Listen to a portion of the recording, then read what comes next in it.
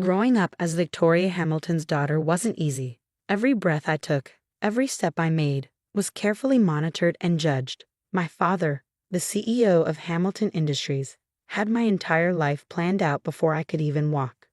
"Charlotte, darling," he'd say, adjusting his perfectly pressed Armani suit, "a Hamilton never settles for second best." Our mansion in Beverly Hills stood as a testament to that philosophy. 28 rooms of carefully curated luxury, each one screaming wealth and power. But to me, it felt more like a golden cage than a home. By the time I turned 25, I had followed my father's blueprint perfectly. Harvard Business School graduate, junior executive at Hamilton Industries, and engaged to Bradley Winchester ILI.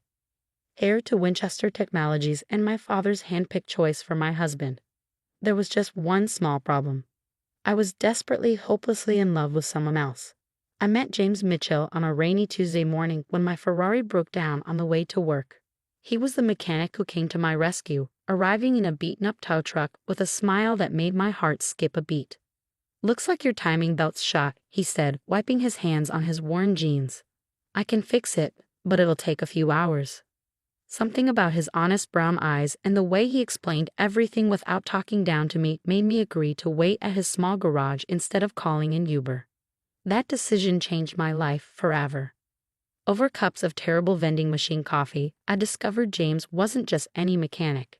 He'd worked his way through engineering school, graduating top of his class. He could have taken a cushy corporate job, but he loved working with his hands, solving problems, making things better. "Life's too short to spend it doing something just because it looks good on paper," he told me, his eyes twinkling. Those words hit me like a thunderbolt. For the first time, someone had put into words exactly what I'd been feeling all my life. One coffee led to another, then dinner, then stolen moments whenever I could escape my suffocating world. James never asked about my family's wealth, never tried to impress me with fancy restaurants or expensive gifts.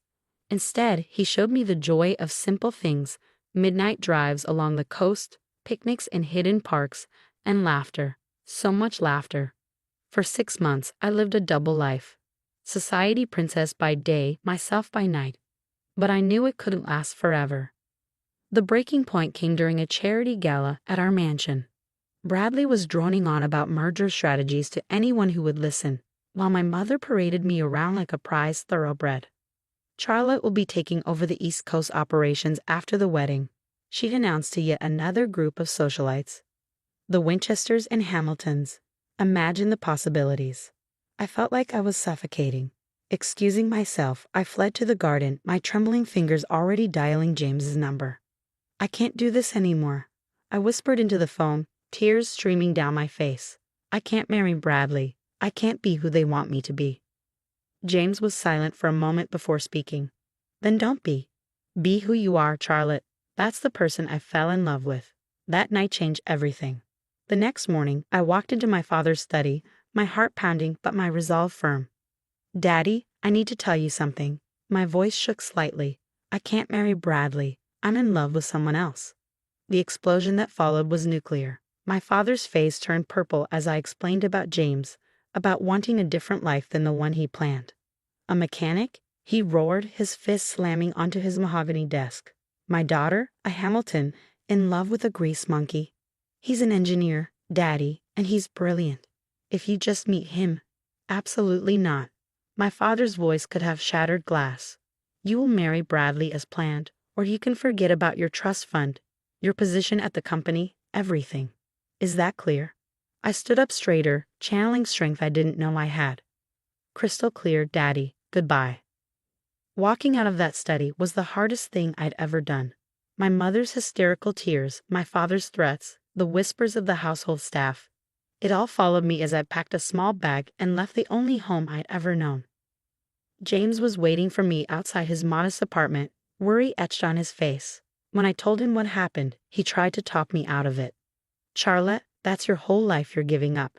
Your family, your inheritance. I can't let you do that for me." I silenced him with a kiss. "I'm not giving up my life, James. I'm finally starting it." The next few months were a crash course in reality. I moved into James' one-bedroom apartment, got a job as an entry-level business consultant at a small firm, and learned how to live on a budget. It wasn't easy, but for the first time in my life, I felt free. My parents' attempts to bring me to my senses ranged from emotional manipulation to outright threats.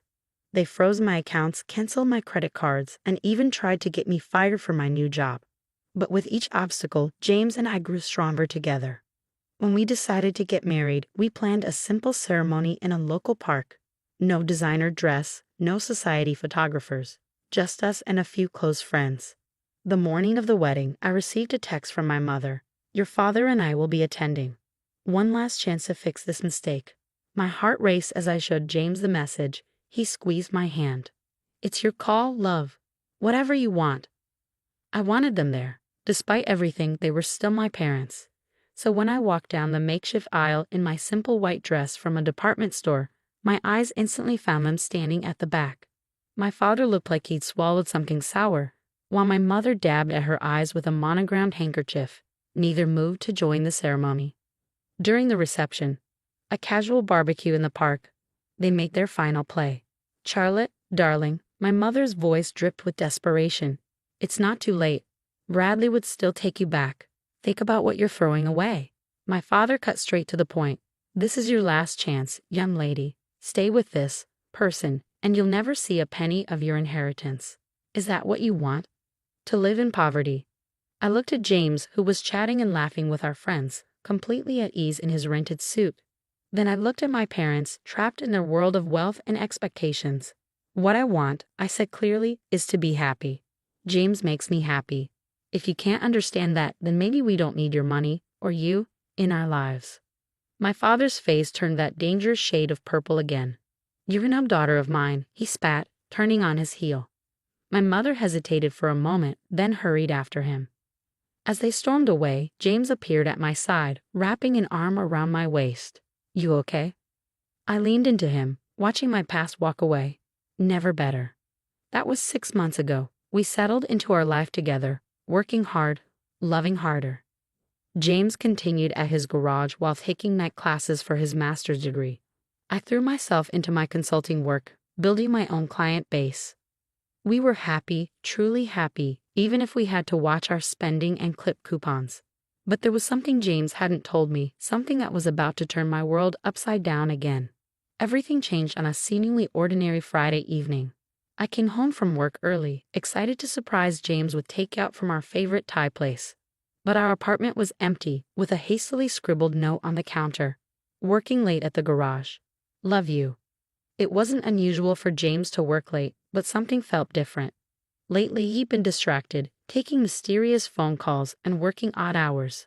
A knot formed in my stomach as my mind wandered to dark places. Was history repeating itself? Was I about to lose everything again? Unable to sit still, I decided to bring dinner to him at the garage. But when I pulled up, the place was dark. James's beaten-up truck wasn't in its usual spot. My hands trembled as I called his number. Straight to voicemail. Just as panic started to set in, my phone buzzed with a text from an unknown number. "Mrs. Mitchell, please come to 1875 Highland Avenue immediately. It's about your husband." My heart stopped. Highland Avenue was in the industrial district, miles from James's garage. With shaking fingers, I typed the address into my GPS and drove through the darkening city, imagining worst-case scenarios. The GPS led me to a massive modern building with sleek glass walls. Security gates opened automatically as I approached, and a uniformed guard directed me to an underground parking garage. "Mrs. Mitchell," he nodded respectfully. "Take the executive elevator to the top floor." Executive elevator? Top floor? What was going on? The elevator opened into a stunning office suite with floor-to-ceiling windows overlooking the city. And there, standing at a glass desk with his back to me, was James, but not the James I knew. Gone were the worn jeans and oil-stained t-shirt. Instead, he wore an impeccably tailored suit that probably cost more than our monthly rent. When he turned around, his familiar warm smile was tinged with nervousness. "Charlie," he said softly, using his special nickname for me, "I think it's time I told you everything." Before he could continue, the office door burst open. And there, like a scene from my worst nightmare, stood my father, mother, and Bradley Winchester Eli. "What is the meaning of this?" my father thundered, his face already turning that familiar shade of purple. Security said Charlotte was headed up here. What are you doing in the CEO's office, you mechanic? James straightened his tie and walked around the desk. Actually, Mr. Hamilton, I am the CEO. James Mitchell, founder and chief executive officer of Mitchell Innovations. The silence that followed was deafening. My mother grabbed a chair for support. Bradley's mouth hung open unattractively, and my father, for the first time in my life, was speechless. But my mother stammered, "You're a mechanic." James smiled, taking my hand. I own a chain of auto repair shops, yes. It was my first business, started with a loan from my college professor. But Mitchell Innovations is my main focus. We're a tech company specializing in revolutionary electric vehicle batteries. That's what those late nights at the garage were about. We were finalizing our new prototype. My head was spinning. Why didn't you tell me? Because I needed to know, James said softly, turning to face me. When we met, I just made the Forbes 30 under 30 list. Every woman I dated was only interested in my money, my status. But you fell in love with me when I was just a mechanic. You gave up everything for me. I had to be sure. Mitchell Innovations, my father muttered, his business mind finally catching up. The company that just revolutionized electric vehicle battery technology. The one every major car manufacturer is fighting to partner with. That's you. James nodded. Our market valuation hit $12 billion last week. Not quite Hamilton Industries territory, but we're getting there. I couldn't help but laugh at my father's expression. All those months of looking down on my poor husband, and James had been building an empire right under their noses. And now, James continued, his voice taking on a sharper edge, I'd like to discuss how you treated your daughter. The woman who, by the way, just became one of the largest shareholders in Mitchell Innovations when she married me. My father's face paled. Hamilton Industries had been trying to break into the electric vehicle market for years. Having a connection to Mitchell Innovations would have been a game changer. Now see here, my father blustered, trying to regain control. We were just looking out for Charlotte's best interests. By disarming her? James's voice was steel wrapped in silk. By trying to get her fired? By making her cry herself to sleep for weeks. Daddy, I finally found my voice. You always taught me that Hamiltons never settle for second best. Well, I didn't. I married the most brilliant, kind, and successful man I've ever known. And I did it without knowing about any of this. Charlotte, sweetheart, my mother stepped forward, arms outstretched. We were wrong. We see that now. Please come home.